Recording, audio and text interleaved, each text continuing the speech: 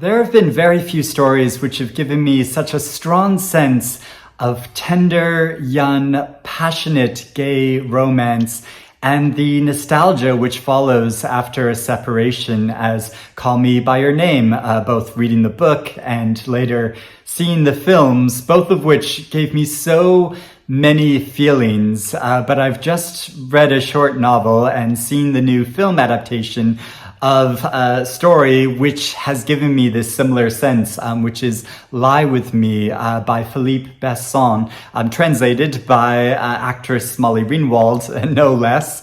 And I think it is this sense of nostalgia which stirs so many powerful feelings, and how this story goes about relating this tale is so clever, I think, and it's really moving that it begins with a quote by Bret Easton Ellis from his novel Lunar Park, which incidentally, I think is his best novel. Feel free to disagree with me, but that's just my feeling. And so yeah, it begins with this quote by him, which says, "I concluded with an aching finality that the could happen possibilities were gone, that doing whatever you wanted, whenever you wanted was over.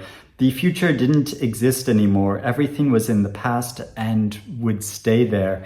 And yeah, it's this sense of that over time and as you get older, naturally, you lose some of that freedom of all of the possibilities that are before you, and also the strong connections which you once had, which are so powerful and you think will last forever, often don't last forever. And it's that sense which is evoked in this story so powerfully, which begins with a famous writer named Philippe, who glimpses someone going by, and this stirs so many memories in him and makes him recall the past, just sweeps him back into history. And so from this short opening scene, it goes into the story of him growing up in the 80s in this rural agricultural region of France, where he was frequently bullied because of his slightly effeminate nature and his homosexuality, which he completely acknowledged and owned, but he was bullied about it and made him very conspicuous, but made it also brought him to the attention of another classmate of his named Thomas, who is aloof, very popular, quite quiet. And Thomas propositions Philippe and basically insists on having a number of very heated trysts with him. But even though Philippe kind of goes along with this, even though there's no romance attached to it, but he's so attracted to and drawn to this boy and to this opportunity to have sex that he goes along with it. But they form a passionate connection.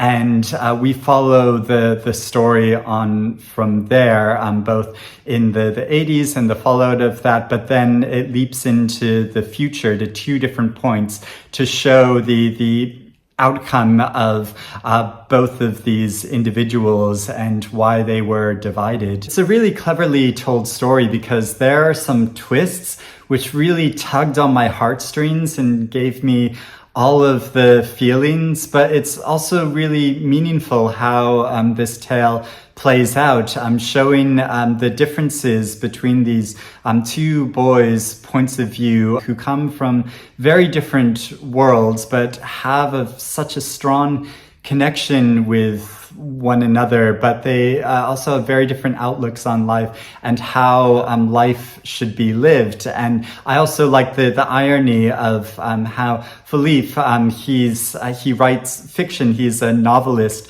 so he's in a way like a professional liar, but in a lot of ways he's completely upfront and honest about his personal life and how he lives it, whereas Thomas, he conforms to what's expected of him and and lives a so-called like honest life by this small community's standards, but completely lies about who he is as a person. So the differences between these two things, I think, is really interestingly contrasted. And I was so keen to know how this would translate onto the screen, because the way the novel plays out, if you did a straightforward adaptation of it, it would be quite static, because after opening section that has a lot of very like passionate encounters, it moves on to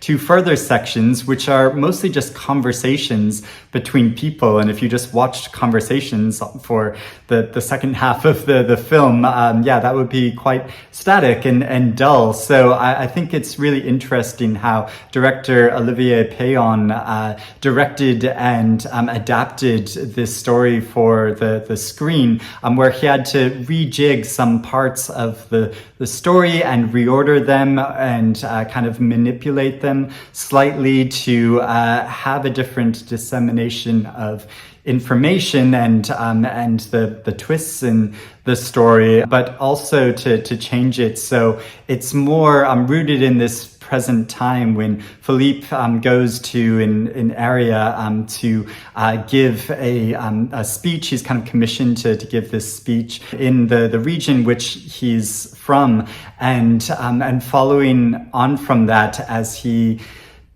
meets someone that reminds him of the past and his past with Thomas, and but also reveals to him the truth about what actually happened to Thomas over time, and so the way it shows these flashbacks to his early life and then this present time is so well done and meaningful. The sections early on are really beautiful, both in the landscape and the filming and the physical connection between these two very attractive young men. But then also the very intriguing figure that Philippe meets in the present time, played by actor Victor Belmondo, who is the grandson of Jean-Paul Belmondo. And if you see pictures of them side by side, I mean, it's so striking, the resemblance between them. But his performance is really excellent, as there's a lot of richness to his character, which is revealed over the course of the film. So I really enjoyed how this complex drama unfolded visually, and which was different in some ways from the novel, but which still really captured the spirit of it. But I also really appreciated how the film introduces a female character who is not in the novel, but because this is a very male-dominated novel, but the female character in the film, at first she is this kind of lightly comedic figure who is really enjoyable to watch, but then it's so interesting how her character becomes more deep and complex as the movie goes on. And that was a really wonderful surprise watching this film, which is filled with so many visual delights. It's really beautiful, but also really heart-wrenching. I had tears like welling up in my eyes while watching this movie. So I'd highly recommend both the book and the film. I think they can be experienced completely independent of each other, and you don't need to have experienced like one without the other. But it is really interesting if you want to take the time to read this novel, because it is very short, so it won't take you very long. I just read it over the course of the afternoon and was completely swept up in it, so it wasn't a chore at all, but it was really interesting to see how this contrasts with the new film, which is really excellent. So that's what I've been reading and watching. But I'd love to know if you have read the book and if you have seen the film, or if you're interested in reading or watching one or the other and what you think about it. Please let me know about that in the comments below. But I hope you have a nice weekend, and I'll speak to you soon. Bye-bye.